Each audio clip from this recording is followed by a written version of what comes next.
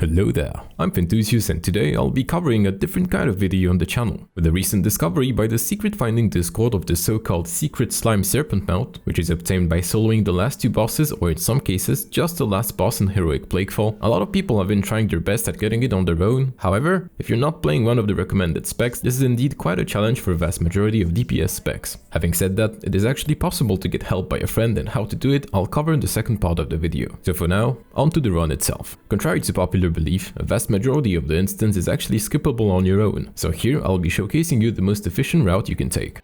As you saw on screen, you can easily skip the first room of the dungeon up to the decaying flesh giant by just running down the middle lane. Make sure to keep your eyes open as some mobs are doing a small patrol, so if you're not careful, you will pull aggro. Now you just need to kill the giant. Make sure to interrupt his cast and start moving with him once he spawns pools on the ground, but don't jump around too much as there are monsters behind you that you can aggro if you're not careful.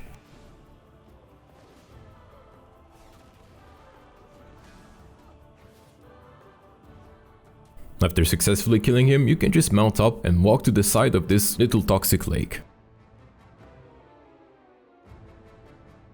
Now once you get down, you will see a plague rock. If you're a stealth class, you can easily skip it, however, if you're not, you need to kill it, otherwise it's going to pull the entire room later down the road. Make sure to dodge his frontal cleave and aim it towards the wall, so that way even if you fail, you will not pull aggro of the monsters behind. After killing the plague rock, continue forward and stop at the edge of the cliff. Here you'll see a patrolling spinebreaker which you can easily skip if you just wait a couple seconds. Then go down and kill those two slime claws. If you don't want to fight them, you can also just use an invisibility potion, as they're stacking a nasty debuff that might make it more complicated for you if you don't have a dispel. Make sure to kill them fast at the end or stun them so they don't run away and pull something else. Next up, you're going to need two of those slime tentacles in the middle, otherwise they'll never allow you to leave combat. Be careful as these tentacles will grip you and stun you, which can be pretty deadly if the patrols that explode on top of you come nearby. So you can either force those explosions onto the tentacle, which is going to kill it, you can stun the stun of the tentacle so that way you don't get stuck, or you can go behind, wait for the explosion to go out, then come back in and finish the tentacle. Repeat this process with the slime tentacle number 2. Next up we have the Blightweaver, and the best way to kill him is to force the explosions from the patrol and the canisters on top of him, then running out and watching him slowly rot away to his death.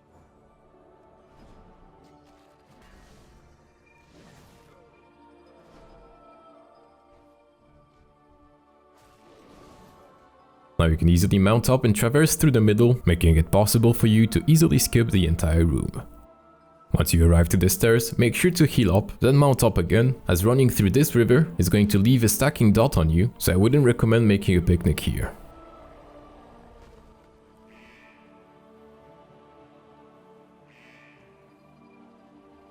Once you've traversed the toxic lake, make sure to heal up, then go down the broken tower and wait for the ambusher to show up.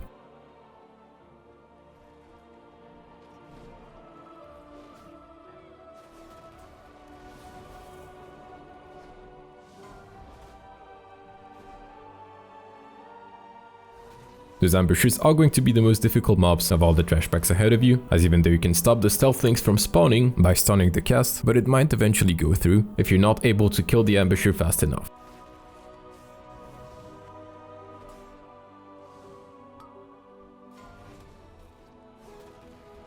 My recommendation here would be to keep some AoE bursts or crowd control once the stealth link spawns, so that way you can quickly kill them off before they finish their cast. If you're not able to because you're lacking the DPS to do so, you can just use some form of mitigation before the cast finishes, so that way you don't take too much damage.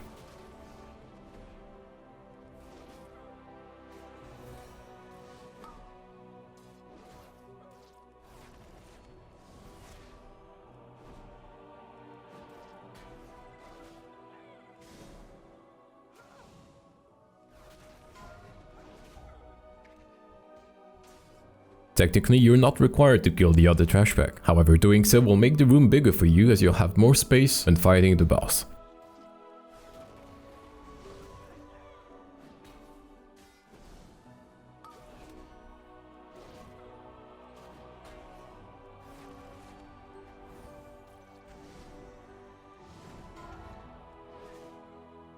Venom Blade is by far the hardest part of this entire run. There are 3 important key moments that you need to deal with efficiently if you want to succeed. The first one is going to be the Shadow Ambush ability. Once the debuff expires, it's going to stun you for 3 seconds and deal some heavy amount of damage to you. This means that whenever that happens, you need to do your best to have as much HP as possible, but try to keep your defenses for later in the fight. That damage is magical, which means you can immune it with abilities such as Cloak of Shadows. The second key moment is going to be the spawn of the Brood Assassins. This is where you want to use some form of mobility in order to discover these assassins quickly so that you can start taking them down. And this is where the third key moment comes in, as you'll likely get an overlap of the Shadow Ambush stun and the adds damaging you on top.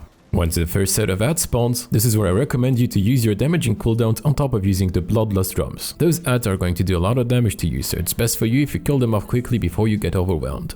For the next set of adds spawn, if you have no damaging cooldowns left, that's when I recommend using some form of strong defensive cooldown. So that's where you alternate cooldowns between DPS and defense, making sure that for each set of adds spawn, you have some form of cooldown available.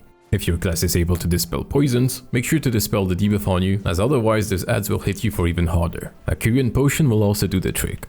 Now keep cycling your DPS, mobility and defensives at the right time, making sure to actually keep those defensives for when the overlap of the adds spawn and the Shadow Ambush ability overlaps.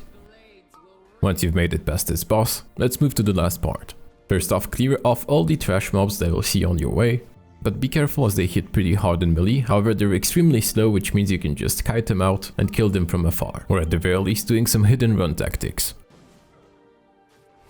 Once you've cleared the entire room, make sure to go back from the middle pole so that way you don't accidentally pull the boss. And now there's a big tip for you. If you happen to be a Necrolord, you should head back to the start of where you jumped, as there are 2 hidden slime mobs there that you can use Fleshcraft on once they're dead. Once you do that, you can gain some very powerful buffs that will last 2 minutes and will help you out a lot in your last encounter with the Margrave. And now off to the last fight, in this one I believe to be way easier than Venom Blade, and there are only 2 things you need to be worried about. The first one is going to be that if you're playing a lower DPS spec such as a tank, you should probably focus down the adds that spawn first, as due to your lower DPS you might eventually get overrun by too many adds spawning at the same time. And since those adds have a soak mechanic, you really want to get to them instantly when they spawn. If you're however a DPS spec, you can just burst down Stradama and deal with the adds spawn during the intermission phase. If you decide to do that, make sure to dispel the stacking dot, which is a disease if you can, and if not, try to heal through.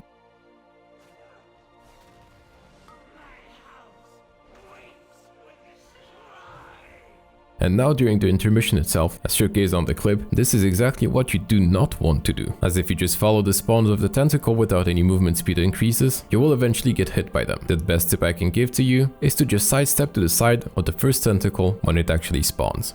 Now this is just a repeat of the first phase, so just make sure you do not get overrun by the ad spawns. After that, it's back to the second intermission phase and it's just going to be you running around and hopefully not getting hit by any tentacles.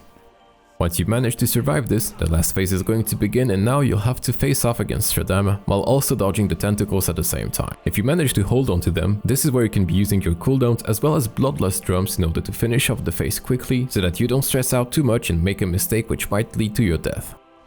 Congratulations, you've made it. Now head back up with the use of the teleporter and go caress your new slimy mount, as doing so will add them out to your collection.